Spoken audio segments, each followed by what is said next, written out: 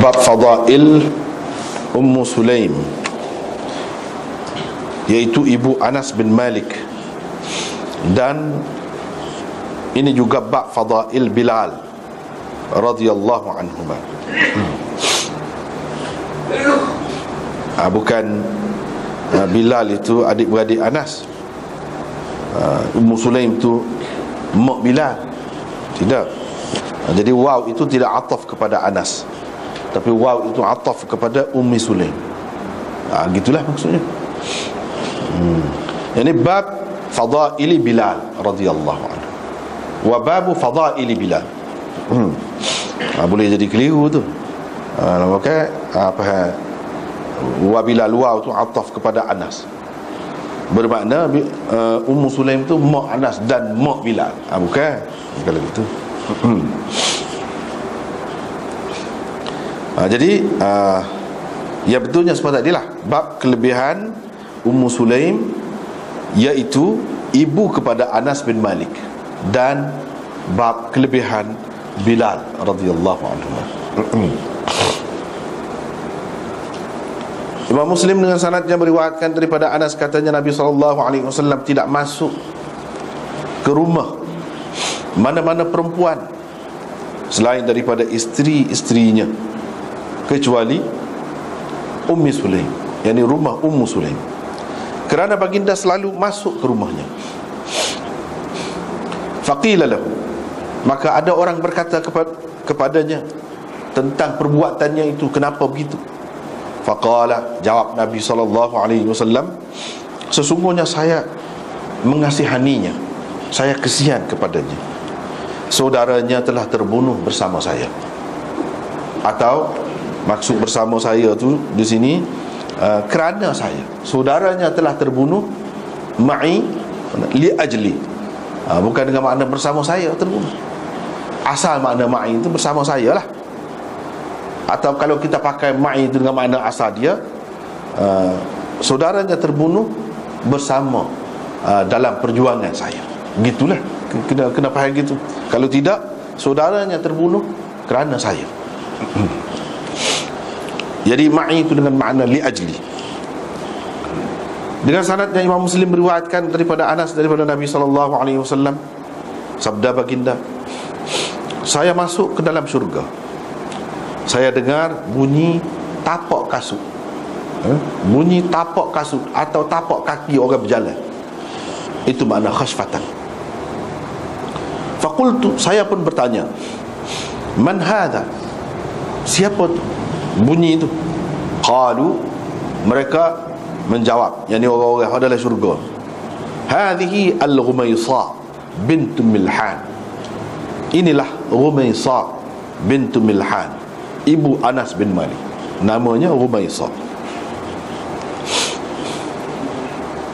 Dengan sanadnya Imam Muslim meriwayatkan daripada Jabir bin Abdullah bahawa Rasulullah SAW bersabda, uritul jannah, ditunjukkan kepadaku syurga, kulihat isteri kepada Abi Talha. Kemudian aku dengar pula khashkhashatan amami, bunyi satu tapak kaki ataupun tapak kasut berjalan di hadapanku. Bila aku lihat, rupa-rupanya dia adalah Bilal, jadi tapak kaki ataupun tapak kasut Bilal. Rupanya orang itu ialah Bilal.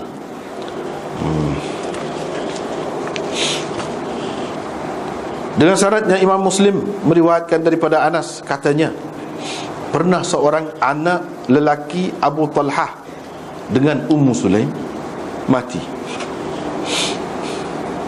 Ummu Sulaim kata kepada ahli keluarganya, jangan kamu ceritakan kepada Abu Talhah tentang anaknya ini, yakni tentang kematian anaknya ini. Biar aku sendiri yang ceritakan kepadanya.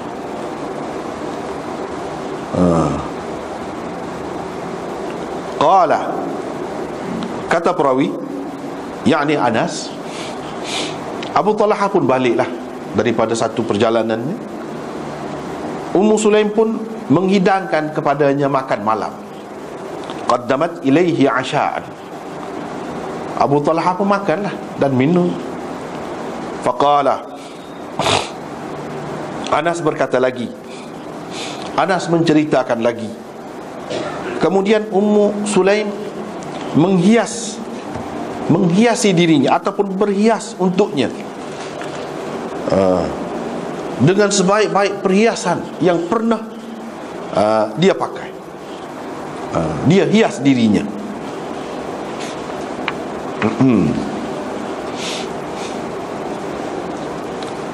Fawaqa'a biha. Selepas itu Abu Talha pun tidurlah dengannya dan bersetubuhlah dengannya.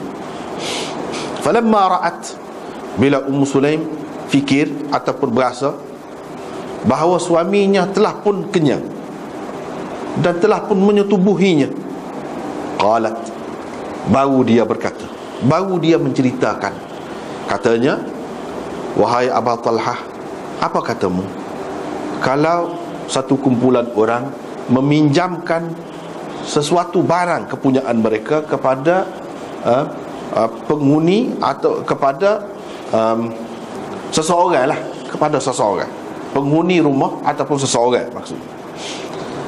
Kalau mereka meminta kembali barang pinjaman ataupun barang yang disimpannya itu, adakah orang yang menyimpannya itu berhak untuk tidak memberikan kepada mereka? Jawab Abu Talha, tidak. Tidak berhak begitu. Bapaknya dia orang simpan barang dengan dia bagi balik lah. Dia tidak berhak simpan lagu tu, tak bui itu. Kata Ummu Sulaim, fahtasib ibnak, kalau begitu kamu haraplah pahala kerana anakmu, ini kerana kepergian anakmu, kerana kematian anakmu. Kamu hitunglah pahala kerana kepergian atau kematian anakmu. Kata perawi, yakni Anas, marahlah Abu Talha, marahlah Abu Talha, dan dia berkata, kamu biarkan aku sehingga aku berlumuran, yakni aku berhadas begini, kemudian baru kamu ceritakan tentang anakku. Tak apalah, itu sudah berlaku. Dia pun pergilah, keesokan paginya pergi berjumpa dengan Rasulullah sallallahu alaihi wasallam dan menceritakan kepadanya apa yang berlaku kepadanya. Rasulullah sallallahu alaihi wasallam terus berkata, Allah telah memberkati untuk kamu berdua malam tadi. Allah telah memberkati kamu berdua malam tadi. Qala, kata Anas, kerana persetubuhan malam itulah Ummu Sulaim mengandung. Mak Anas tadi mengandung. Kata perawi, yakni Anas, Rasulullah sallallahu alaihi wasallam dalam satu perjalanan, ibunya bersamanya juga. Ibunya bersama Nabi juga. Yani Ummu Sulaim tu ada sekali dengan Nabi sallallahu alaihi wasallam juga dalam perjalanan. Lepas mengandung lama mengandung. Lepas tu pergi berjalan mana-mana, musafir. Mak dia pun ada sekali. Rasulullah sallallahu alaihi wasallam bila sampai ke Madinah daripada sesuatu perjalanan, baginda tidak terus pulang ke rumah. Bila mereka sudah hampir dengan Madinah, tiba-tiba Ummu Sulaim sakit nak beranak. Makhad itu mana sakit nak beranak, mengalami kesakitan nak bersalin. Tengah berjalan itulah, fahtabasa 'alaiha Abu Talha. Abu Talha tertahan kerananya. Abu Talha tidak boleh ikut serta, ikut bersama Nabi SAW pulang, kerana bini dia sakit nak beranak, berhenti tengah jalan. Rasulullah SAW berjalan terus. Qala, kata Anas, Abu Talha berdoa, katanya, sesungguhnya engkau maha mengetahui, oh Tuhanku, bahawa aku suka keluar, aku suka sangat keluar bersama Rasulmu bila saja dia keluar ke mana-mana, dan aku suka juga masuk bersamanya, yakni ke Madinah, bila dia masuk. Sekarang ni aku sudah tertahan dengan sebab seperti yang engkau tahu. Qala taqulu Ummu Sulaim. Anas berkata, Ummu Sulaim pun raya. Ummu Sulaim pun kata, ya Aba Talha, ma ajidu alladhi kuntu ajid. Tak ada berasa sakit dah, kata dia. Aku tidak mengalami apa yang sebelum ini aku alami. Mana tak serah sakit dah, kata. Pergilah, tak apalah, boleh pergi sekali. Kami pun pergilah sekali. Baliklah. Kata Anas, bila saja sampai ke Madinah, ibunya, yakni Ummu Sulaim, berasa sakit nak bersalin. Baru sakit. Dia melahirkan seorang anak lelaki. Ibu saya berkata kepada saya, wahai Anas, jangan sesiapa pun menyusukannya sebelum engkau membawanya kepada Rasulullah sallallahu alaihi wasallam. Bila pagi, saya pun dukunglah budak itu dan bawa pergi kepada Rasulullah sallallahu alaihi wasallam. Kebetulan pada ketika itu Rasulullah sallallahu alaihi wasallam sedang pegang misam. Misam ni satu cok penanda pada binatang. Penanda daripada besi ataupun daripada tidak besi, macam rubber stamp tu, nak cok binatang.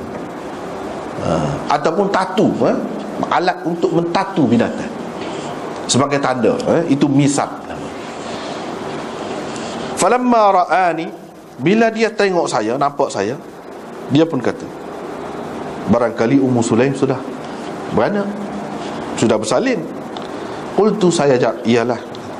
Dia pun letak misab tadi, alat tatu ataupun alat cop tu. Qala waji'tu bihi, saya pun bawa lah budak itu kepadanya. Saya letak di atas haribaannya. Bila dia duduk, saya letak atas ribon. Rasulullah sallallahu alaihi wasallam pun minta ajwatin min ajwatil Madinah, minta buah tamar Madinah. Ikutlah mana-mana. Ni ajwah ni nama sejenis buah tamar. Minta buat mari buah kemar. Dia pun mengunyahnya, kunyah, mamuk dalam mulutnya sampai cair buah kurma tu, sampai hancurlah.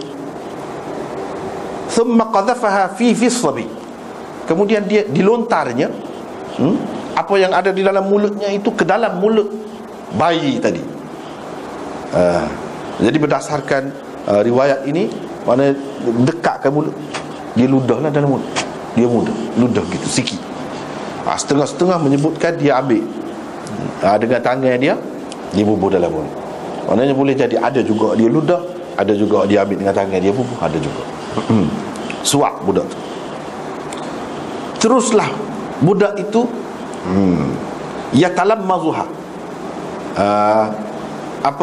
menjelir-jelir lidahnya, menghisap apa yang disuapkan itu. Budak-budak kan buat gitu, dah serah mani tu, jelir-jelir itu yatalammazuha. Kata Anas, Rasulullah sallallahu alaihi wasallam kata, tengok, kata dia, betapa puak-puak Ansar ini suka benar buah tamar, kata dia. Tengok, bila disuap tu wala lidah. Qala, kata Anas, Rasulullah sallallahu alaihi wasallam sapu muka budak tu, sapu muka, dan menamakannya Abdullah, namanya Abdullah. Dengan sanadnya Imam Muslim meriwayatkan daripada Anas bin Malik, katanya seorang anak lelaki Abu Talhah mati. Lalu dia mengemukakan hadis seterusnya sama seperti hadis sebelum ini lafaznya.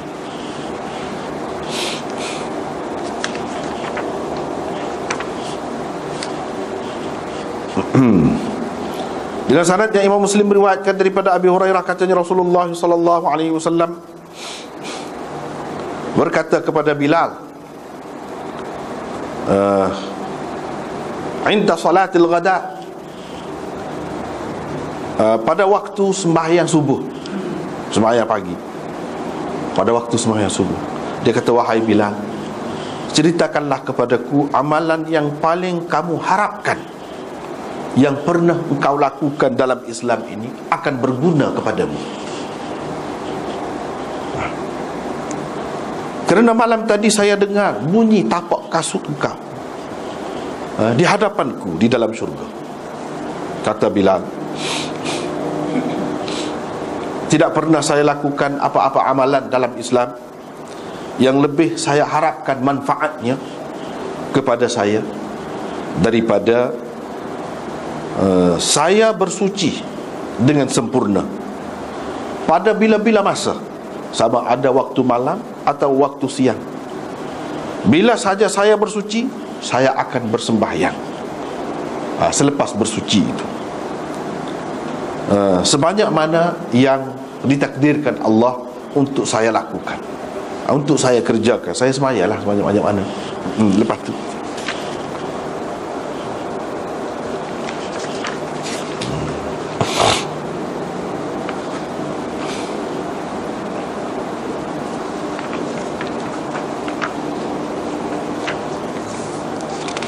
ini bab kelebihan Abdullah bin Mas'ud dan ibunya radhiyallahu anhuma.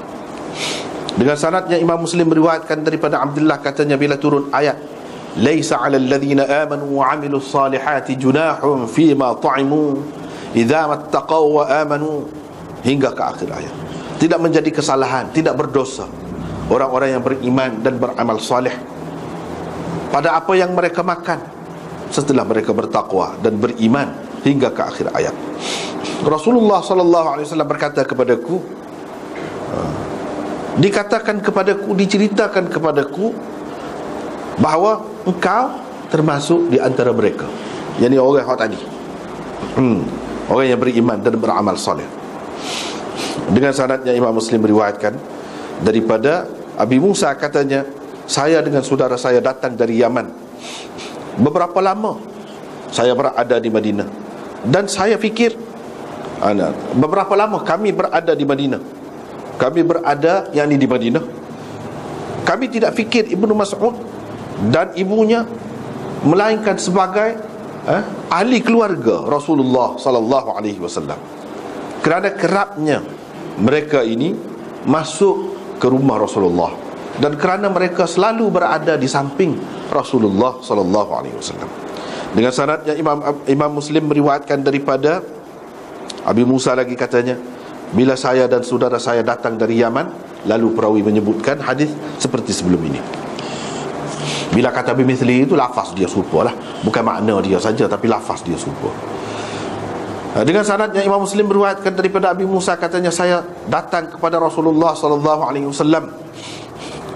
Saya fikir Abdullah adalah salah seorang ahli keluarga baginda, atau lebih kurang begitulah katanya. Ini kata perawi di bawahnya, lebih kurang begitulah katanya. Yani ini adalah makna hadis itu, lafaz, mafhum hadis itu. Lafaznya dia tidak pasti, lebih kurang begitulah. Dengan sanadnya Imam Muslim meriwayatkan daripada Abul Ahwas, katanya saya bersama Abu Musa dan Abu Mas'ud ketika Ibnu Mas'ud mati. Salah seorang daripada mereka itu berkata kepada yang seorang lagi, kamu fikir adakah dia meninggalkan seseorang seumpamanya selepasnya? Kamu fikir ada ke lepas dia mati ni orang serupa dia? Ada? Faqala, ya seorang lagi kata, kalau kamu kata begitu, maknanya kalau kamu kata begitu, sesungguhnya dia ni di kalangan kita adalah seorang yang dibenarkan pada ketika kita dihalang. Yang ni pada ketika kita dihalang bertemu dengan Nabi, dia ni termasuk dalam orang yang dibenarkan. Dan dia termasuk di antara orang yang hadir, ada bersama Nabi bila kita tak ada. Bila kita tak ada, dia ada. Jadi lagu mana orang lain nak lebih daripada dia? Maksudnya gitulah. Tentulah tak ada selepas dia tu, dah keadaannya begitu. Dengan sanadnya Imam Muslim meriwayatkan daripada Abil Ahwas, katanya pernah kami berada di rumah Abi Musa bersama beberapa orang sahabat Abdullah, yakni anak murid Abdullah. Mereka sedang memerhatikan mushaf, satu mushaf. Tiba-tiba Abdullah bangun. Maka Abu Mas'ud berkata,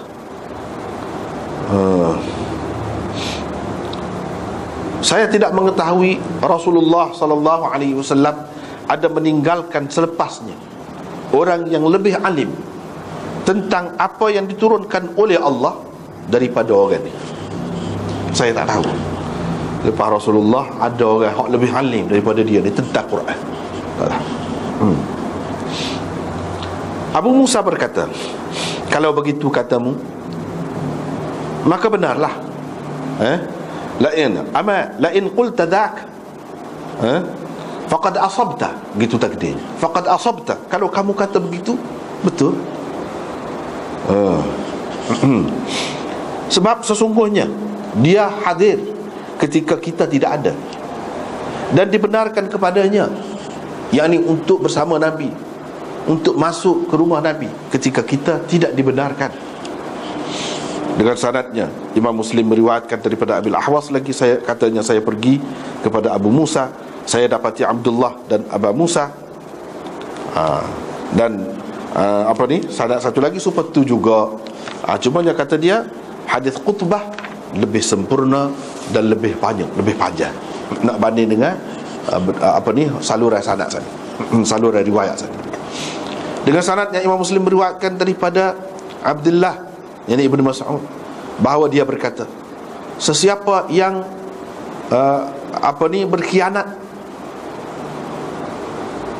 berkhianat terhadap harta rampasan perang, asal makna dia begitulah, ya'ti bima ghalla yaumal qiyamah, dia akan datang dengan membawa apa yang dikhianatinya pada hari kiamat nanti.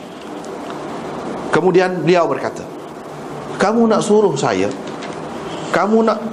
suruh saya baca mengikut qiraat siapa?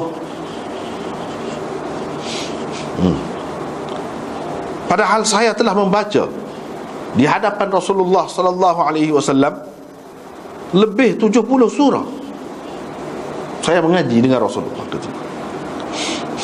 Dan sahabat-sahabat Rasulullah sallallahu alaihi wasallam memang tahu sayalah orang yang paling alim tentang kitab Allah. Dan kalau saya tahu ada sesiapa lebih alim daripada saya, tentu saya akan berangkat pergi kepadanya. Kata Syaqiq, saya duduk di dalam halqah dalam majlis pengajian sahabat-sahabat Muhammad sallallahu alaihi wasallam. Tidak saya dengar sesiapa pun membantah kata-katanya itu ataupun mencelanya kerana berkata begitu. Dengan sanadnya Imam Muslim meriwayatkan daripada Abdullah, katanya, demi Tuhan yang tiada Tuhan selainnya, tidak ada daripada kitab Allah ini satu surah pun melainkan saya mengetahui di mana ia turun, dan tidak ada satu ayat pun melainkan saya mengetahui, sayalah yang paling tahu tentang apa ia diturunkan. Kalau saya mengetahui ada sesiapa yang lebih mengetahui, yang lebih alim tentang kitab Allah daripada saya, berada di tempat yang sampai unta kepadanya, saya akan pergi dengan menaiki unta saya kepadanya. Dengan sanadnya Imam Muslim meriwayatkan daripada Masruq, katanya pernah kami pergi kepada Abdullah bin Amr, kami bercakap-cakap dengannya. Ibnu Numair berkata di hadapannya, fanatahaddatsu ilaihi. Ibnu Numair dalam riwayat dia kata, sebab Imam Muslim ambil daripada Abu Bakar bin Abi Syaibah dan Muhammad bin Abdullah bin Numair, dua orang. Jadi fanatahaddatsu ilaihi itu riwayat Abu Bakar. Ibnu Numair berkata tempat ilaihi itu indahu, tu ya bezanya. Jadi dia royak, Imam Muslim royak, beza lafaz yang digunakan itu. Pada suatu hari kami menyebutkan Abdullah bin Mas'ud, yakni di hadapan dia lah. Dia pun kata, kamu telah menyebutkan seorang lelaki yang saya terus menerus menyintainya selepas saya mendengar satu hadis, satu perkara daripada Rasulullah sallallahu alaihi wasallam. Saya dengar Rasulullah sallallahu alaihi wasallam bersabda, ambillah Al-Quran ini daripada 4 orang. Yang pertama daripada Ibnu Ummi Abd. Nabi sallallahu alaihi wasallam memulakan dengannya. Ibnu Ummi Abd tu Abdullah bin Mas'ud lah. Abdullah bin Mas'ud. Nabi SAW memulakan hak pak tu dengannya. Mu'adh bin Jabal yang kedua, Ubay bin Ka'ab, dan Salim maula Abi Hudzaifah, itu yang keempat. Dengan syarat yang Imam Muslim meriwayatkan daripada Masruq, katanya pernah kami berada dekat Abdullah bin Amr, kami pun menyebutkan satu perkara, satu hadis daripada Abdullah bin Mas'ud. Dia pun kata, itu orang yang saya sentiasa mengasihinya setelah saya mendengar sesuatu hadis daripada Rasulullah sallallahu alaihi wasallam. Baginda bersabda, saya dengar baginda bersabda, belajarlah Al-Quran daripada ataupun dengan 4 orang. Daripada Ibnu Ummi Abd, itu yang pertama, baginda memulakan dengannya. Yang kedua Ubay, yang ketiga Salim maula Abi Hudzaifah, dan yang keempat Mu'adh bin Jabal. Satu haraf, satu perkataan yang tidak disebutkan oleh Zuhair ialah katanya yaquluhu. Yaquluhu tu dalam riwayat Zuhair dia tidak ada sebut. Sebab Imam Muslim ambil daripada 2 orang tu guru di sini. Bukan 2 orang, 3 orang, iaitu Qutaibah bin Sa'id, Zuhair bin Harb, dan Uthman bin Abi Shaybah. 3-3 tu ambil daripada Jarir. Tetapi hak Zuhair tak sebut saja, iaitu yaquluhu. Ni, la azalu uhibbuhu ba'da syai'in sami'tuhu min Rasulillah sallallahu alaihi wasallam yaquluhu. Yaquluhu tu kata itu sebutir dalam riwayat Zuhair tidak ada hak tu. Tapi tak ada pun lebih kurang juga maksudnya. Cuma ada hak ni jadi ulan. Ulan tu memberi makna lebih kuat. Itu saja. Tapi amanah Imam Muslim tu dia sebut hak ni, tok guru dia hak ni tak sebut. Hak lain serupa. Hak ni saja, hak ni beza. Dengan sanadnya Imam Muslim meriwayatkan daripada Abi Muawiyah, itu dalam riwayat yang lain, dia mendahulukan Mu'adh daripada Ubay dalam sebutan tu. Sebutan tadi, sebutan 4 orang tu dia dahulukan Mu'adh daripada Ubay. Dalam riwayat Abi Quraib, ini salah seorang perawi hadis ini, sebut Ubay dulu sebelum daripada Mu'adh. Itu beza. Tapi dari segi sebut Ibnu Mas'ud dulu, itu tak ada khilaf. Itu tak ada khilaf. Lepas tu riwayat salah gini sepatu juga. Cumanya mereka berbeza dalam mengambil riwayat daripada Syu'bah tentang penyusunan 4 orang sahabat itu yang disebut Nabi itu. Tu yang beza. Tapi itu riwayat daripada Syu'bah. Daripada orang lain tidak ada khilaf tu. Daripada Syu'bah sahaja. Oleh kerana dia tidak pasti, dia sebut tu tidak tak tetap lah, tak tetap dari segi tertib dia. Lepas tu dengan syarat satu lagi daripada Mas'ud, mereka menyebutkan Ibnu Mas'ud di hadapan Abdullah bin Amr. Dia kata, itulah satu orang yang saya sentiasa mengasihinya selepas daripada saya mendengar Rasulullah sallallahu alaihi wasallam bersabda, belajarlah Al-Quran daripada 4 orang. Yang pertama daripada Ibnu Mas'ud, yang kedua Salim maula Abi Hudzaifah, yang ketiga Ubay bin Ka'ab, yang keempat Mu'adh bin Jabal. Dengan sanad satu lagi daripada Syu'bah ni, dia kata, Syu'bah berkata, 2 orang ni saya tidak pasti hak mana dulu. Hak mana dulu? 2 orang hak kemudian saya tidak pasti. Ubay bin Ka'ab ke Mu'adh bin Jabal hak dulu. Jadi dari segi hak 2 ni dia tidak pasti. Syu'bah kata, tak apalah. Tapi dari segi Ibnu Mas'ud itu disebut dahulu, itu tak ada khilaf. Tak apalah, kita balik semula. Bab kelebihan Ummu Sulaim. Ummu Sulaim ini bukan isteri Nabi SAW, bukan juga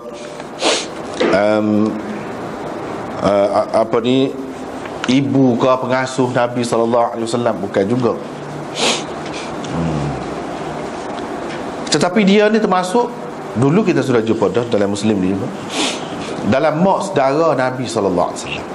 Mak saudara ke tok saudara ke, sama ada setengah ulama mengatakan daripada keturunan, setengah ulama mengatakan susuan, berdasarkan susuan.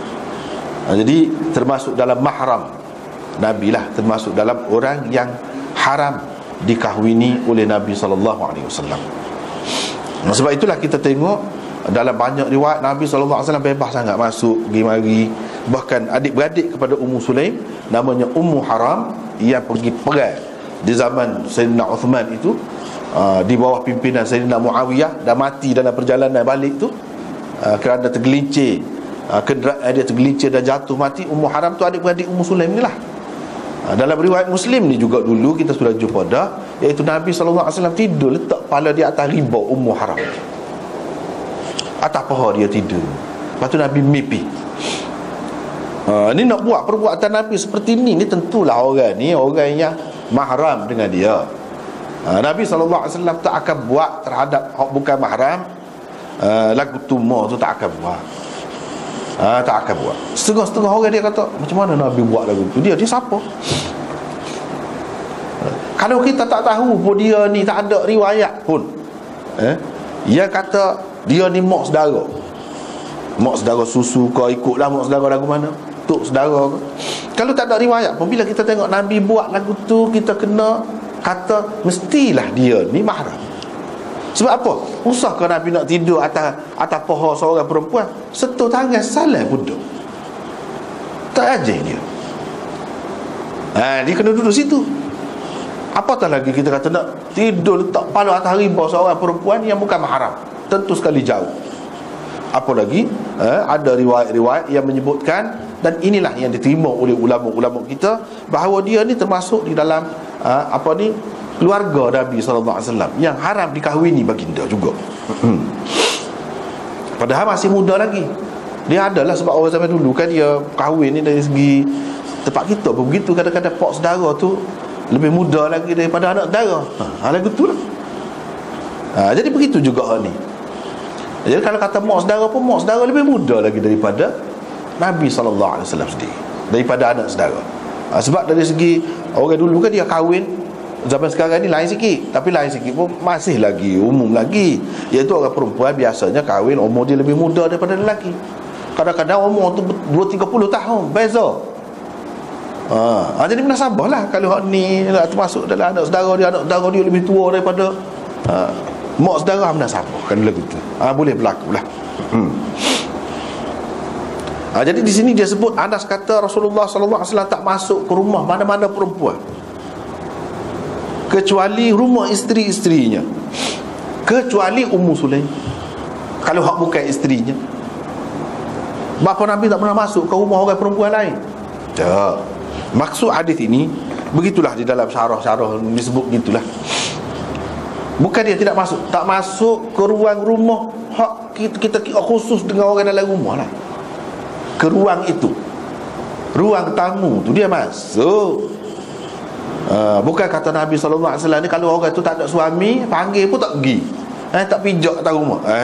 Tidak lagu tu. Dia masuk setakat tu lah, setakat mana yang perlu masuk. Tidak kata masuk ke dapur, ke bilik tidur misalnya, tidur, dia tak masuk. Jelas daripada hadis ni dia tak masuk. Kalau selain daripada isteri-isteri dia, Ummu Sulaim. Tapi Ummu Sulaim tu pun mahram dia juga, tak apalah. Jadi kalau mahram, apa cara pun, apa sebab pun, kada susuan kau, kada gapo kau, tak apalah. Dari segi pergi mari, dari segi aurat, dari segi bersentuhan itu serupa dengan adik-beradik, serupa dengan anak saudara lah, serupa anak saudara hak sebenar, serupa. Dengan sebab itulah Nabi SAW masuk ke rumah Ummu Sulaim. Selain daripada itu, mereka ni rapat sangat, rapat sangat. Boleh dikatakan Ummu Sulaim ni kalau buat apa-apa tak tinggal lah ingat semua kepada Nabi SAW. Ini cerita dia je. Dia akan adalah kirim. Begitu sekali kasih dia kepada Rasulullah SAW. Orang pun tanya dia, apa Nabi gitu? Orang lain tak masuk, rumah dia masuk. Hak dia sebut di sini salah satu, padahal bukan satu ni saja, banyak lagi benda lain. Hak dia sebut sini, kalau semata-mata hak ni, ramai lagi orang lain. Ramai lagi orang lain yang kematian saudaranya kerana perjuangan, kerana berjuang dengan Nabi SAW. Ramai lagi orang lain. Apa Nabi tak kesian? Kalau tak ada satu lah sebab masuk akdalah tu, apa orang lain tidak? Ini salah satu. Selain daripada hak ni, ditambah pula dengan hak tadi. Dia tu orang rapat, mak saudara dia. Jadi itulah sebabnya. Dia kata sebab saya kesian ke dia. Saudara dia mati kerana saya.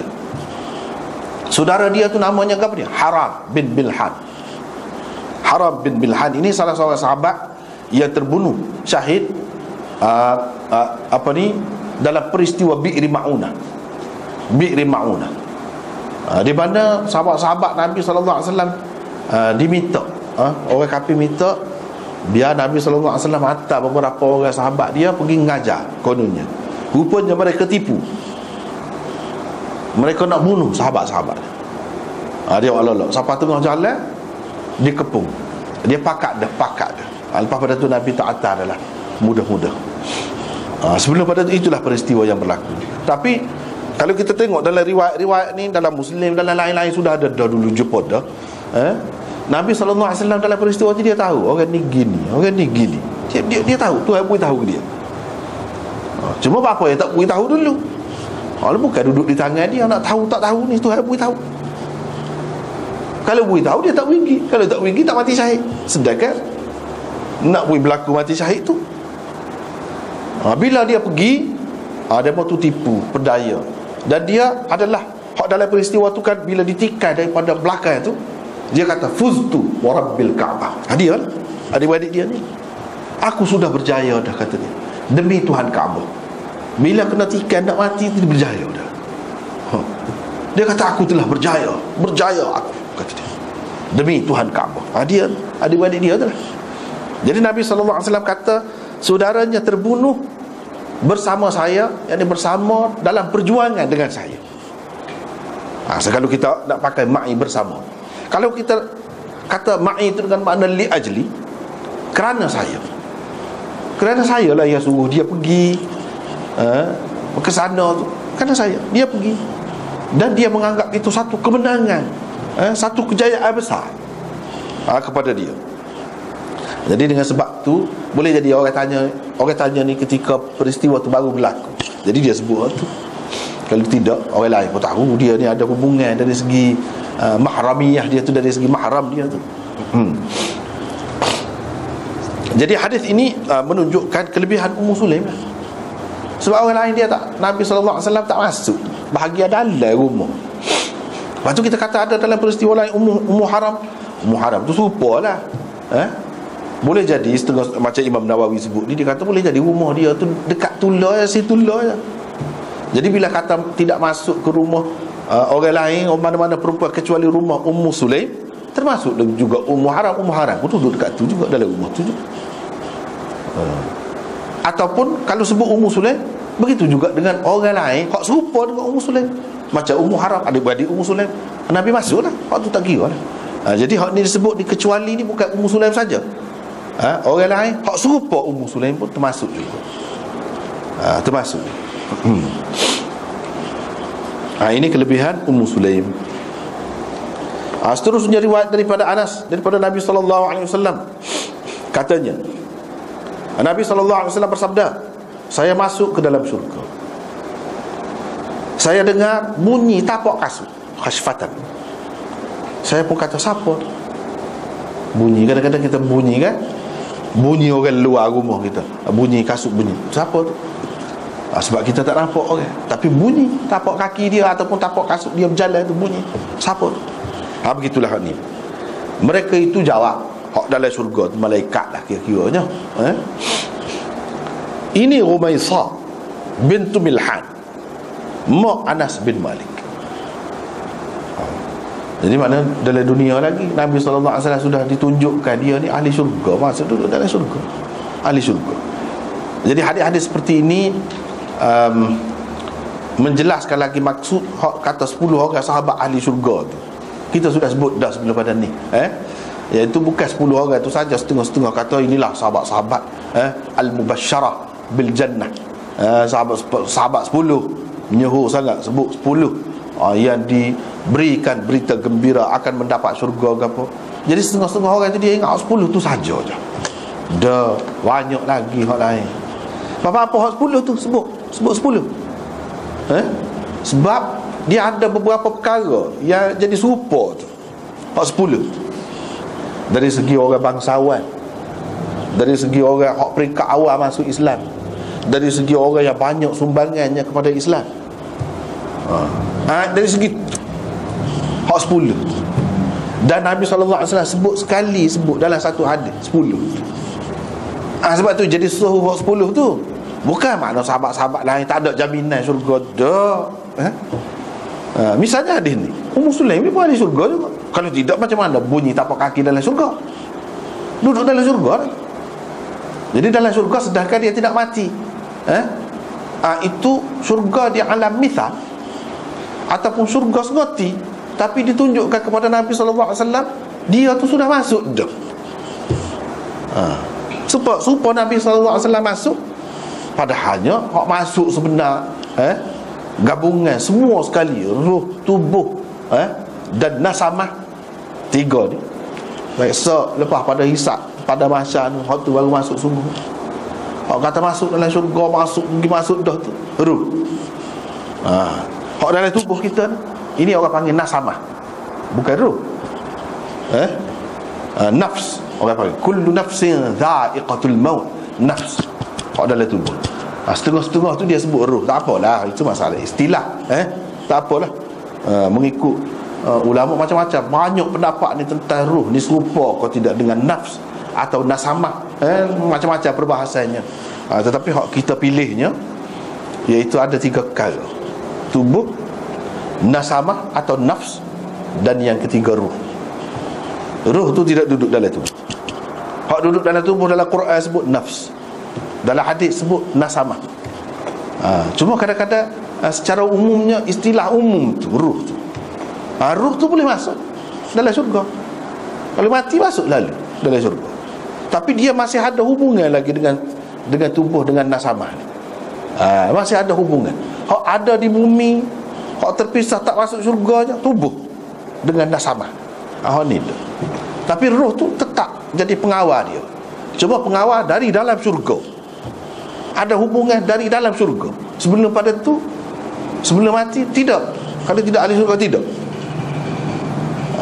Lepas tu roh tu dia bebas, sama ada duduk di dalam syurga ke ataupun duduk di a'la illiyin, di satu tempat yang lain, al-mala'ul a'la, di tempat yang lain. Roh tu dia boleh pergi rata, tapi tempat-tempat yang istimewa.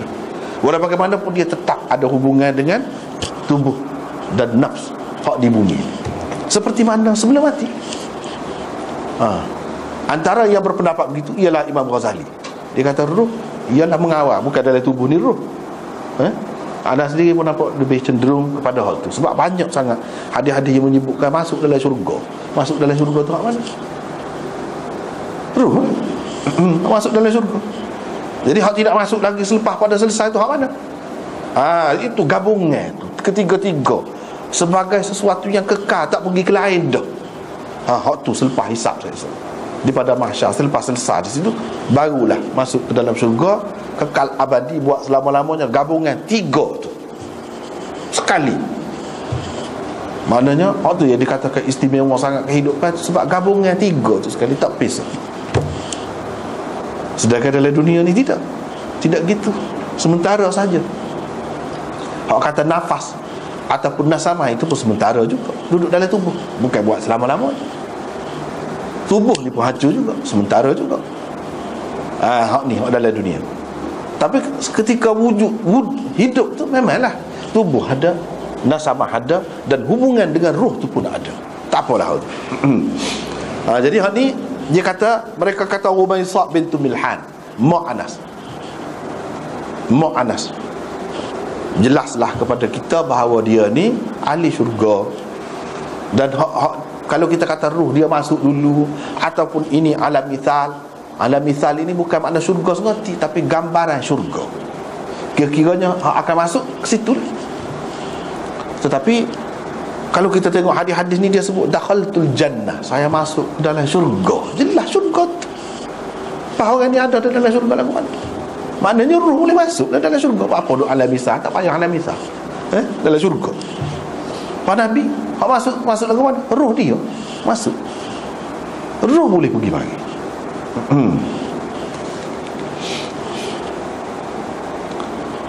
Jadi ni orang panggil alam ruh lah, alam ruh.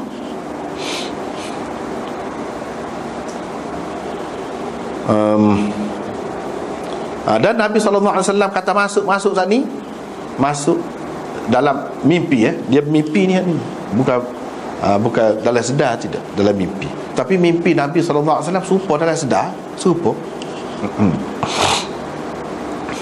Lepas tu riwayat Jabir bin Abdullah bahawa Rasulullah SAW bersabda, ditunjukkan kepadaku syurga, aku nampak isteri Abu Talha dalam syurga.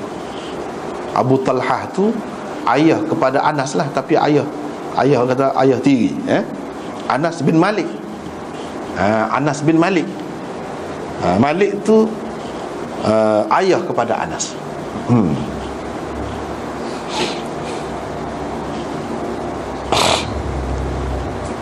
Tak apalah. Lepas tu saya dengar khash-khashatan amami, bunyi gesekan tapak kaki ataupun tapak kasut di hadapanku. Saya pun tengok rupa-rupanya Bilal. Rupa-rupanya Bilal. Jadi bunyi gesekan tapak kaki, tapak kasut, tengok Bilal. Jadi hak ni pada hari ni tak mati belakang lagi, dia royak ni. Jadi lagu mana? Sama ada kita kata mimpi. Kalau mimpi selesailah masalah tu. Tapi hak dalam hadis sebut selepas mati orang tu masuk dalam syurga. Dalam Quran apa kata sebut masuk dalam syurga, selain itu lagu mana? Tu ruh. Jadi di sini disebut Bilal. Dan dalam tajuk tadi pun kelebihan Ummu Sulaim dan kelebihan Bilal. Apa disebut dua ni sekali? Padahal tidak waris. Apa disebut sekali? Sebab disebut sekali ialah kerana sifat hak duduk dalam syurga tu, bunyi tu Nabi kesan tu serupa. Ummu Sulaim pun bunyi tapak kasut juga, bunyi berjalan. Bilal pun bunyi berjalan juga. Itu yang menarik perhatian Nabi SAW. Sebab itu sebut sekali, letak sekali. Kalau tak kira tidak waris, tidak ada berana. Tapi oleh kerana sifat hak Nabi tengok dalam syurga, hak Nabi dengar tu serupa. Sebab itu letak sekali. Dan ini adalah satu kelebihan. Sebab walaupun mimpi, tapi mimpi Nabi adalah benar. Yalah, dalam lagu tu kita tak boleh kata dah lagu lain. Tak masuk surga lagi pun kita kata jamin tu. Ada jaminan tu. Kalau tidak, maknanya dusta Nabi SAW. Wal'iyadzubillah. Mana boleh dia dusta? Mimpi dia benar.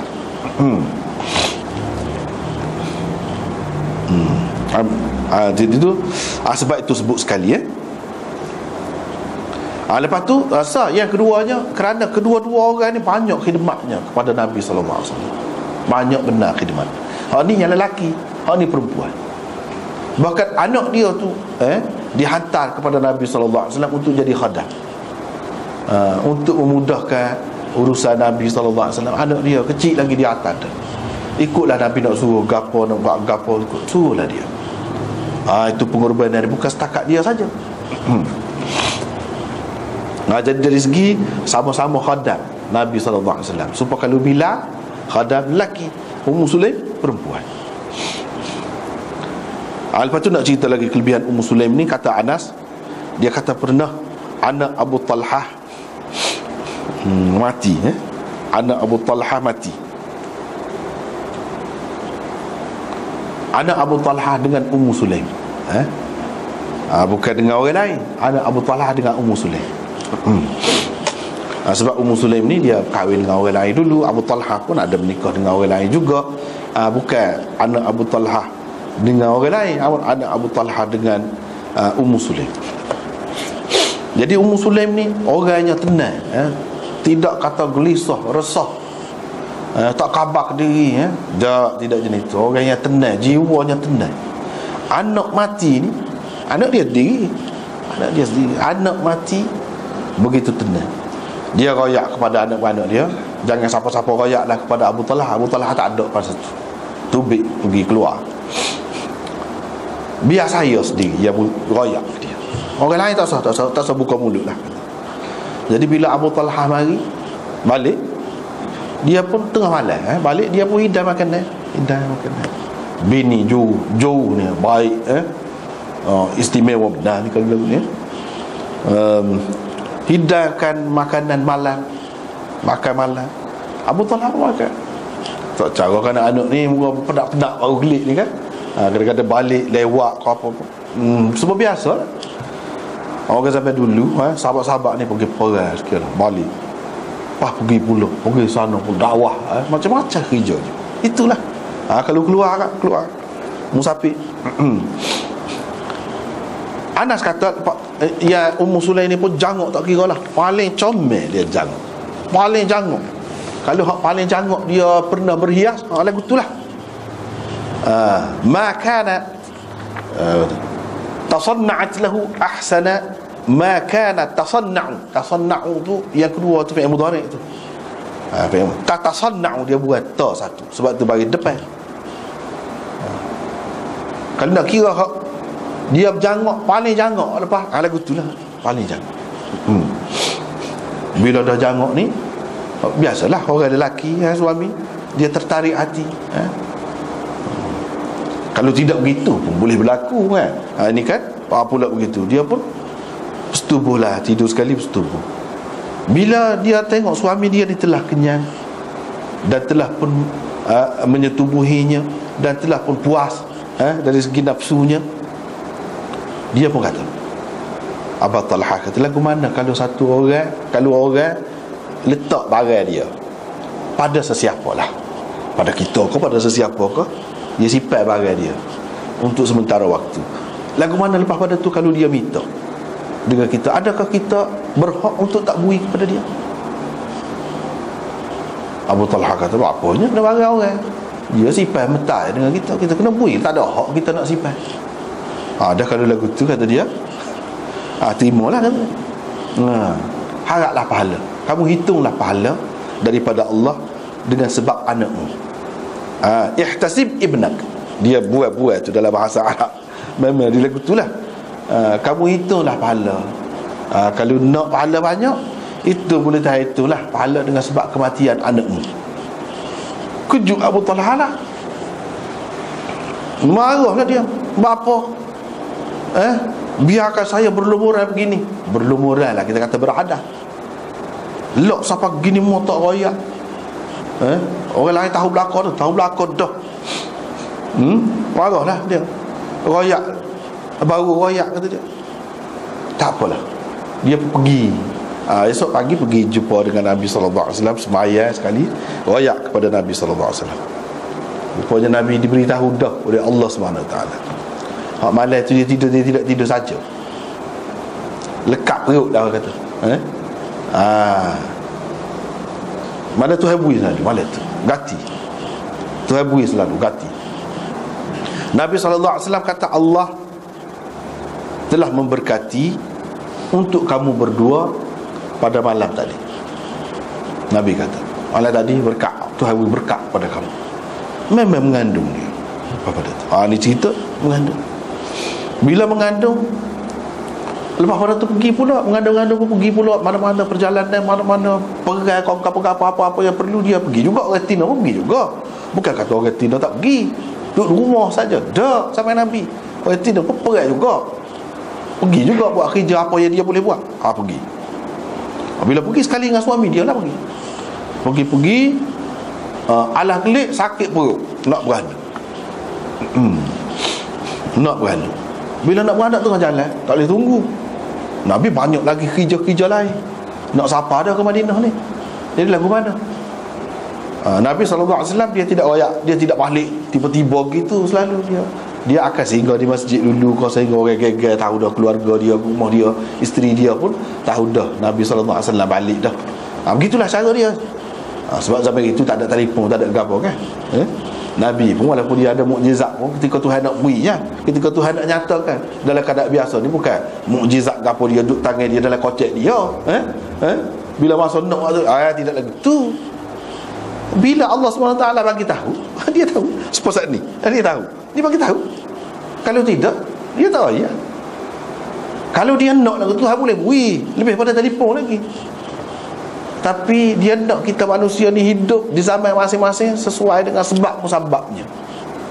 Hiduplah dengan ikut tu lah. Tak usah nak lebih pelik. Orang panggil keramat, orang panggil wali, orang tak payah. Hak tu boleh menyebabkan kita jadi tak kabar ke diri. Tak molek tu, baik tak usah. Sebab biasa lah. Kalau orang lain sakit, kita pun sakit pun tolong juga. Kalau orang lain ke klinik pun, kita ke klinik juga. Supaya tak ada sampai dia tahu orang ni makam dia di sisi Allah setara mana. Tak ada. Orang nampak serupa. Hak tu Nabi nak ajar hak tu serupa. Dalam kebanyakan halnya kita serupa. Dan dalam keadaan serupa tak tahu sama-sama daripada Allah, kita ikut Islam, kita boleh maju, kita boleh naik juga. Tidak nak kata kena wahyu, kena segala-galanya mukjizat baru boleh menaik Islam. Tak. Guna sebab-sebab biasalah. Pakai pedang. Zaman pedang, pakai pedang, pakai kuda. Tidak kata mari jet masa tu untuk Nabi. Tak.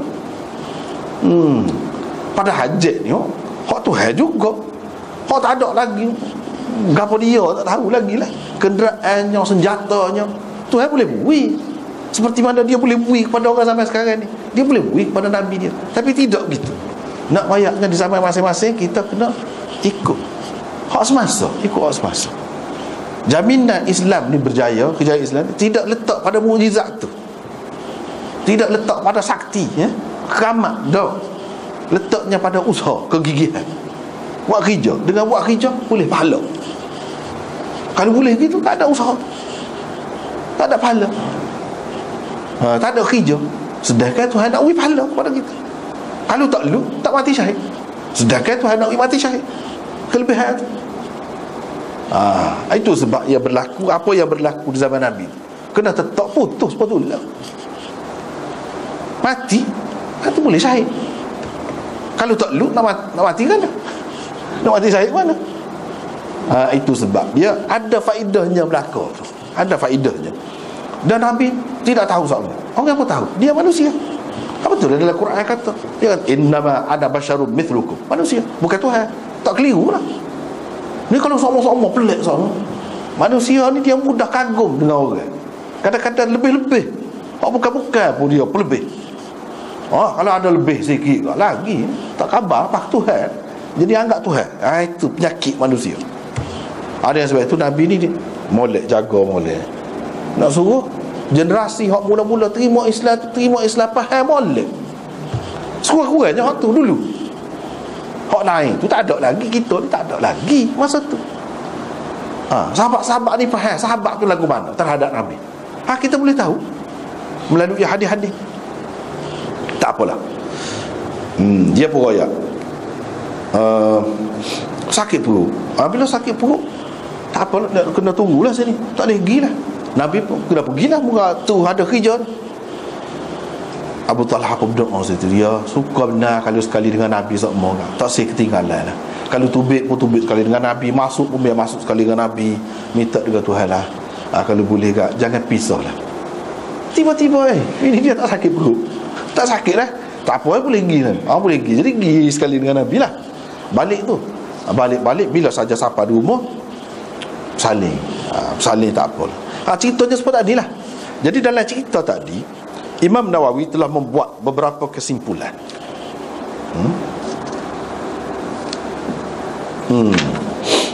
Beberapa kesimpulan. Tapi ringkas saja di sini. Jadi hak kata Allah SWT berkati untuk kamu berdua malam tadi, berkat setara mana? Dan hak kata anak dia hak mati itu siapa?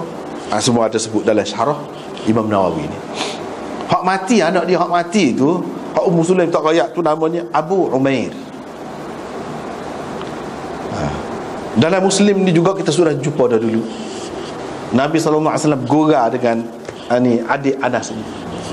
Ya Aba Umair, ma fa'ala Nughair. Aba Umair, burung lagu mana? Burung. Dia perak burung. Abu Umair ni budak perak burung. Perak burung, dia main dengan burung tu lah. Dia sayang ke burung dia tu lah. Dia beri makan ke apa. Ada ketikanya burung dia sakit ke apa kan. Jadi Nabi tanya khabar lah dia. Pasal budak, dia ambil berat benda-benda gitu. Nabi biarkan. Hadis tu berapa banyak ilmu fiqh hak ulama simpulkan daripada hadis. Boleh perak binatang, tak apa. Tidak salah perak binatang. Budak orang tua pun tak apa lah, daripada hadis tu. Sebab dia tidak larang. Dan hak kata tanah haram Madinah, tanah haram Madinah tidak semua tanah haram Mekah, tak boleh hinggap. burung gapo tak boleh. Dak. Tanah haram tu dari sudut lain. Dia tidak sama dengan Mekah. Di Madinah tak apa. Buktinya dia igak tu di Madinah, dia pegang di Madinah. Banyak hukum yang dapat tu. Abu Umair tu lah hak matinya. Abu Umair tu. Lepas tu hak berkat ni, dalam ni apa ni adalah syarah Imam Nawawi ni, boleh tengok. Wa fihi, dalam hadis ni kata dia istijabatu du'ain Nabi sallallahu alaihi wasallam, makbul doa Nabi sallallahu alaihi wasallam. Hak Nabi sebut tu kehendak Tuhan dah. Nabi kata Allah berkati. Boleh jadi Imam Nawawi pakai di sini sebagai doa. Khabariyah lafzan insya'iyah ma'nan barakallahu lakuma fi ghabiri lailatikuma. Imam Nawawi pakai hak ni sebagai doa Nabi. Maknanya Allah terima doa Nabi. Sedangkan tak apa, itu pendapat dia. Pendapat orang lain, pendapat Anas sendiri mengatakan ini bukan doa, dia royak. Bukan khabariyah lafzan insya'iyah ma'nan. Di sini memang khabar. Lafaz pun lafaz khabar cerita ni. Mana Nabi royak Allah telah berkati untuk kamu. Sebab kalau doa, baru dia doa. Sedangkan bersetubuh tu malam tadi lagi. Kalau nak lekat lama dah. Selama tu lama tu tak lekat dah. Lekat dah, nah dia royak. Kalau doa ni tak berlaku lagi. Ni sudah bersetubuh dah, lekat dah lah. Jadi dia royak, bukan doa. Jadi hak dia royak tu betul. Itu pun satu mukjizat juga. Hak dia royak tu betul. Betul ke mana? Dia mengandungkan Abdullah bin Abi Talha pada malam itu.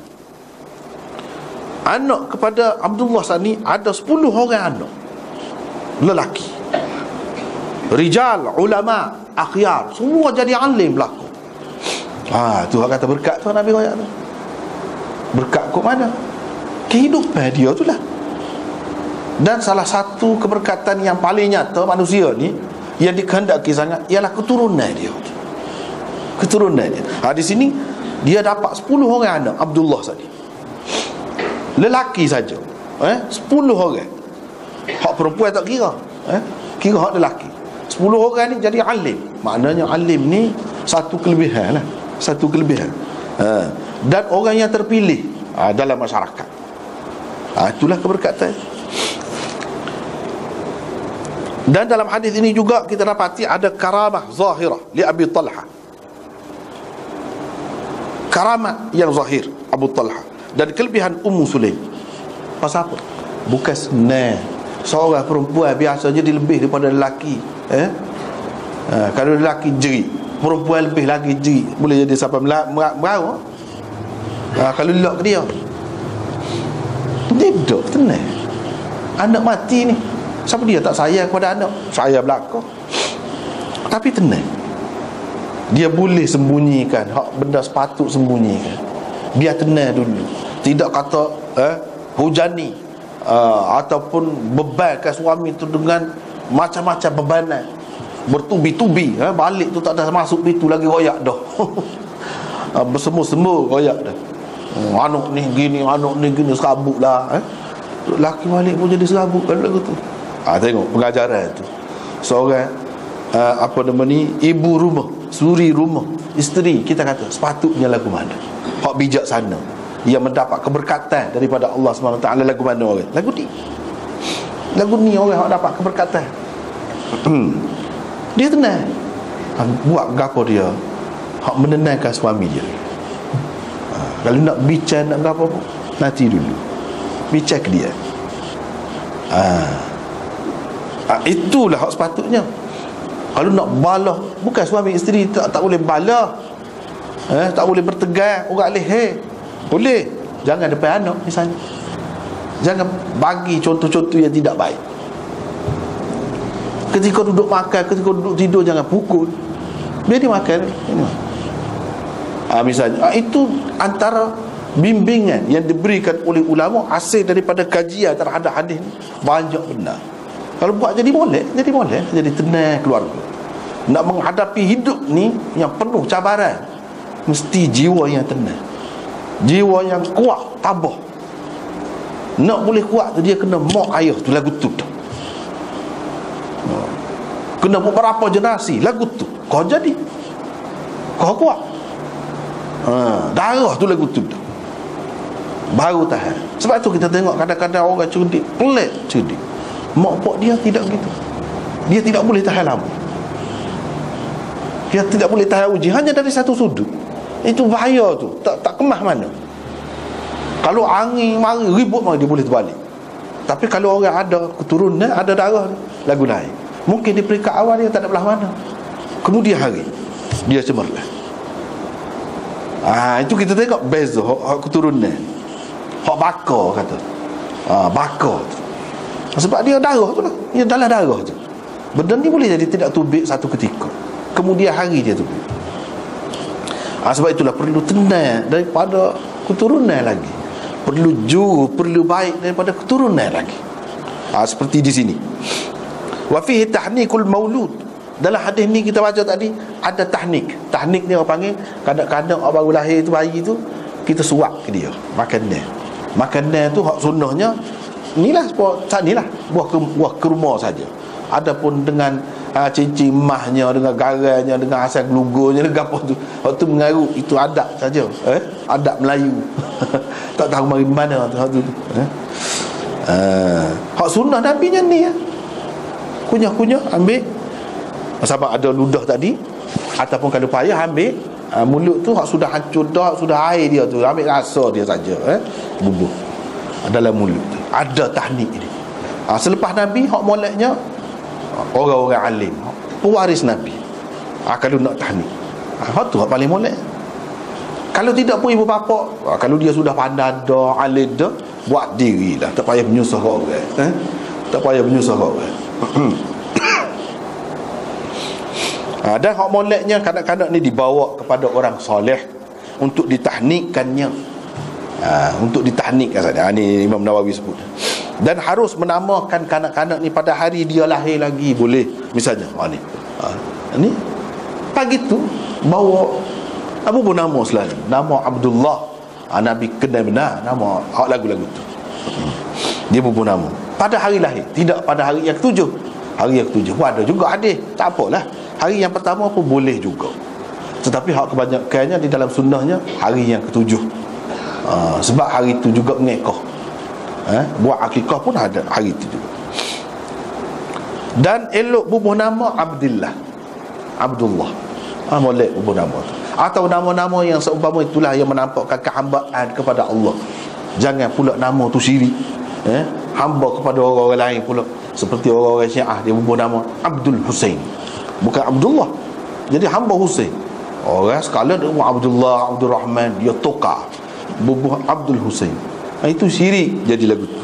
Syirik fit tasmiyah orang panggil. Syirik ni banyak macam, syirik dalam bubuh nama. Syirik dalam bubuh nama. Ada juga tidak syirik, cuma kebodohan, nampak kebodohan, tak tahu gapo. Masalah bubuh nama ni ikut sera. Ada juga, tak apalah. Dan makruh ataupun tidak elok orang yang mari daripada jauh terus balik ke rumah. Bahkan kena royak dulu, kena bagi tahu dulu kepada keluarga dia tu. Kalau macam sekarang ni senang lah, kita telefon lah. Kita kata siapa pasir putih ni, telefon lah, kita duduk pasir putih dah. Tak lama lagi, dalam sejam lagi siapa lah kita kata. Kalau nak suruh siap nasi kau gapo, senang. Lagu tu lah kena buat. Jangan tak royak. Lepas tu bila balik bini, bini dia tidak terurus, rambut, pakaian ke apa tu bau busuk, kita pun jadi tawar hati pula, bobel pula. Orang perlu masa nak siap gapo-gapo pun, lambatlah bobel pula buat makanan. Lambat kita lapar lajak ni. Allah, bahayalah, lambat betaklah buat macam-macam pula kata ke bini pula. Betaklah, senyiklah, lembablah, macam-macam pula kata. Tak kenalah. Kalau dah kita tahu dah dia seluk, kita kena dah ke dia, dah dia seluk. Orang ni tak sebenar. Kalau dia cepat agak lain pula orang. Dah kita tahu dah dia seluk, kita kena royak dulu lagi. Kalau kita royak lewat, jangan marah kepada dia, biar buat agak lain dulu. Ini kelebihan royak tu. Jangan pergi tiba-tiba, siapa tiba-tiba. Nabi tak suka lagu tu, dia tidak buat lagu tu. Jadi macam sekarang ni tidak perlulah kita duduk di masjid dulu. Tapi kalau nak sembahyang salatul qudum minas safar, sembahyang bila balik daripada perjalanan, itu memang ada sunnah pun di masjid tempat kita tu boleh lah. Kalau tidak sampai nak tu tak apa, balik selalu. Yang pentingnya royak dulu.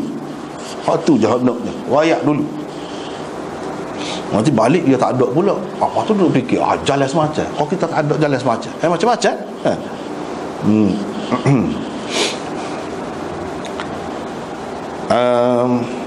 Dan banyak lagi pengajaran, antaranya jawaz wasmil hayawan liyatamayyiz wal yu'raf. Boleh kita tanda binatang. Tanda tu kita tatu sampai masuk dalam daging dia, boleh. Ataupun di kulit dia tu bekah. Ini tanda binatang kita. Mana kalau dia pergi kelai, orang boleh tahu, oh ni dia ni. Dia boleh tahu. Tidak jadi tukar binatang. Main tukar, main banyak-banyak ni. Kenal kau lembu sendiri. Banyak ada beratus ekor tak kenal. Lembu warna serupa. Jadi itu caranya Nabi SAW guna sendiri misam. Misam tu chop lah.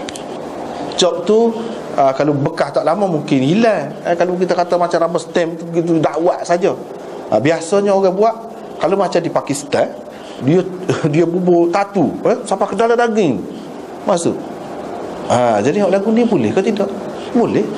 Barulah tahan lama. Itu dah binatang boleh. Hak tak bolehnya manusia.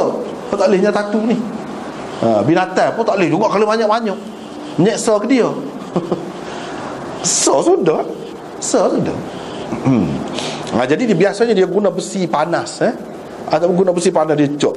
Dia adalah tanda apa-apa untuk pengenalan. Boleh lagu tu. Walaupun menyeksa binatang tu sikit sebanyak, tak apa. Kita dibenarkan manusia ni seksa sikit sebanyak untuk keperluan kita binatang. Sebab kita faham ni binatang tu lah. Kita sebab dia kuda nak suruh lari derah, tak apa lah. Bukan kata tak boleh. Lepas tu tawaduk Nabi SAW ni, dia tidak kata dia ni ketua negara, pemimpin negara kan, duduk cok binatang tu sendiri lagi, pakai baju, kita kata baju sahih, kalau kita ni baju panas, kalau kita kata dia pakai kain selimut, kain yang pergi duduk cok binatang sendiri, tidak kata panggil orang lain ke, dah dia buat sendiri. Itu tawaduk Nabi SAW. Padahal kalau dia nak suruh boleh sangat. Dia tidak gitu. Lepas tu tawaduk dia lagi, dia ambil budak tu, letak atas riba dia. Itu cara dengan budak lagu mana sepatutnya. Lagu tu. Dan beberapa kali Nabi kena kecing budak. Bukan ni lah, cerita lain. Kena kecing. Kecing pun dia tidak marah, tak apa. Bahasa dia ada budak. Bahasa dia ada budak, cara budak. Jadi dia tidak marah. Takkan budak nak suruh orang tua, sebab orang tua. Jadi kadang-kadang budak buat budak, dia lukis di kereta macam kereta baru cak yang si ayah ni marah tak? Dia itu dengan paku kau kita kata tak? Yang anaknya ada bakat pelukis. Lukis di kereta mana lah tahu. Ayah tu pun ambil paku. Ada cerita ni, itu di kulit anak dia. Tengok. Tengok tak faham. Budak pasal dia dah. Dan kita nak anak, pasal dia kena lalu dah kau tu. Mana saya kata itu lagu tu, saya kata daripada anak. Saya kata daripada anak lagi lah. Kalau saya kata dia kena sanilah sunnah Nabi. Dia kecil biarlah, pasal dia dah budak. Takkan orang tua nak kecil. Banyaklah pengajaran di sini kalau kita tengok kan. Hak lain-lain lagi pun banyak. Lepas tu akhir sekali riwayat daripada Abi Hurairah, pada satu pagi tu Rasulullah tanya Bilal, cuba rayak kepada saya, gapo dia amalan yang paling kamu harap akan dapat memberi manfaat kepadamu esok? Amalan Islam ni gapo dia? Kalau nak kira amalan hak wajib tu, dia tidak rayak hak wajib di sini. Dia rayak hak sunnah. Sunat pun tidaklah sebesar mana kalau nak kira. Tapi kita pada urusan agama ni sebab tu tak boleh main. Walaupun kecil pun jangan pelekeh. Ada kalanya seseorang tu masuk syurga, Tuhan beri nikmat yang banyak dalam syurga tu kerana benda kecil. Bukan kerana kita sembahyang 5 waktu kena kira tak pandai juga.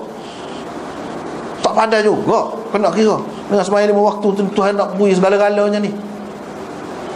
Seseorang tu buat kerja sepanjang hayat, pagi kelip petang, pagi kelip petang, pagi kelip petang, boleh sebuah rumah, boleh kereta sebuah. Tu je mahalnya hidup ni. Padahal barang tak pakai dalam dunia ni. Hak dunia ni setara tu buruk belaka tu, kemudiannya utuh belaka. Tapi nak setara tu pun tengok.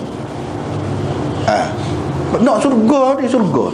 Hak paling kurang ahli surga di seluruh langit dan bumi. Paling kurang ahli surga. Bukan tanah 10 hektar. Bukan tanah, bukan estate. Dunia segala isinya ni, seluruh langit dan bumi. Tak boleh. Enggak sembahyang dengan rahmat Allah, kemurahan Allah. Sebab tu tak boleh pelekeh. Sunnah Nabi tak boleh pelekeh. Islam walaupun sunnah tak boleh pelekeh je kau, tak boleh. Sebab kita tak tahu sebenarnya Tuhan hak mana nak beri kita. Hak fardu tu fardu dah. Sebagai orang Islam tanggungjawab. Tak kira dah hak tu.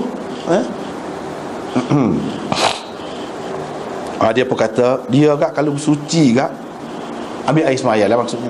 Bila ambil air semaya tak kira waktu ketika, malam kau siang kau, lepas pada tu dia akan semaya lah sebanyak mana yang ditakdirkan Tuhan.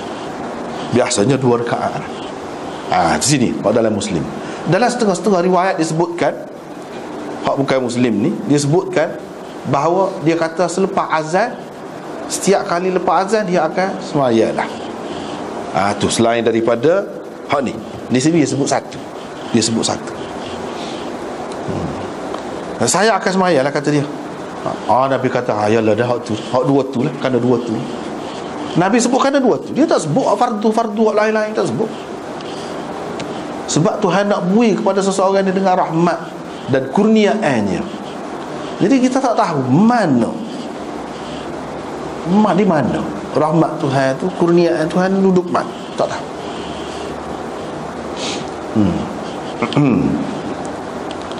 Jadi kita duduk harapkan hak ni, kita tak tahu lagi hak mana sebenarnya, tak tahu. Macam Ibnul Jauzi tu jangan kira lah. Dia tulis tu dia ricih dia ricih. Kalah dia tu dia ricih, dia sifat hak dia menulis. Hak dia menulis tu dia sifat. Bila dia nak mati dia rayak, kalau saya mati kata dia, ni rebuh air ni kata dia. Kalah saya ni rebuh bubuh. Lepas tu mandi saya dengan macam-macam cara ulama. Masing-masing lah cara. Kau ni buat gini. Jadi kita mana dia mengharapkan hak tu lah, hak tulisan dia tu kira-kiranya. Bagi dia ikhlas hak tu lah dia harap. Tapi sebenarnya tak tahu lagi Tuhan nak kira hak mana. Tak tahu. Hak tu kau, hak dia harap tu kau hak lain. Kadang-kadang dia tidak suka hak tu, dia terlupa dah pun. Tapi Tuhan kenal, Tuhan terima hak tu. Nak jadi sebab ke dia bui syurga, bui kelebihan dia dengan sebab tu. Kita tak tahu.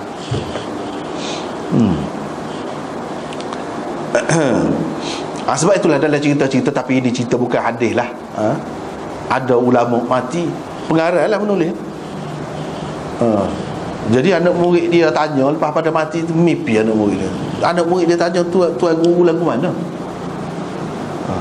Tuhan beri lagu mana? Dia kata dia harapkan hak menulis dia tu rupanya tidak situ, kata dia. Tuhan rahmat dia ni tidak situ. Tapi Tuhan beri rahmat ke dia, keziablah Tuhan ni duduk pada sekali tu dia menulis. Orang sampai dulu dia pakai dakwah celup. Dakwah tu kalau orang tua kita dulu dia buat dengan puluk lah, beras puluk macam-macam. Bahaya dia tu. Jadi pernah saya menulis, tengah menulis tu tiba-tiba lalak lagi. Ia ingat di ujung tu nak isap. Saya tak ambak dia. Saya elok ke dia biar dia puas, biar dia isap. Siapa dia pergi sedih? Baru saya tulis. Hak tu Tuhan kenal. Hak tu Tuhan rahmat saya, kata dia. Tapi ini bukan hadis, cerita cerita ulama. Nak rayaknya ini pun tepat juga, serupa dengan hak ni juga. Nak rayak amalan yang kecil, kadang-kadang hak tu lah yang menyelamatkan seseorang. Hak itulah yang memberi syurga kepada seseorang. Bukan kerana kita buat kau tuga ni, tapi iya memang dalam hadis sebut hak ni menyebabkan boleh syurga, boleh gani. Ya, hak tu memang betul. Tetapi hak lebih lagi, hak lebih daripada hak sepatutnya kita dapat. Ada kalanya hak sunat-sunat gini. Macam Bilal ni, dia tak tinggal sembahyang sunat wuduk, orang panggil. Daripada sinilah ulama buat kesimpulan, ambil sunat wuduk tu. Bila dia royak gini, Nabi tak kata gapo, kira-kiranya dia maklum dah daripada Nabi boleh tu. Ada sunat wuduk. Mana lepas kita ambil air sembahyang, kita sembahyang 2 rakaat. Tapi orang lain tak tentu lagi kerana ni kau kerana orang tak tentu sebenarnya. Jangan pula kita kata ni ada harapan ni kita nak buat gini, kata gini sesuai untuk dia, untuk kita boleh jadi gol lain. Boleh jadi Tuhan nak beri dengan sebab ni pun boleh jadi juga, kita tak tahu. Semua tu rahsia, orang panggil rahsia ilmu ghaib Tuhan. Kita tak tahu. Saya baru tahu. Lain ni tak tahu. Lepas pada tu Fadail Ibnu Mas'ud nampaknya tak lagi sekat tu dulu. Wallahu a'lam.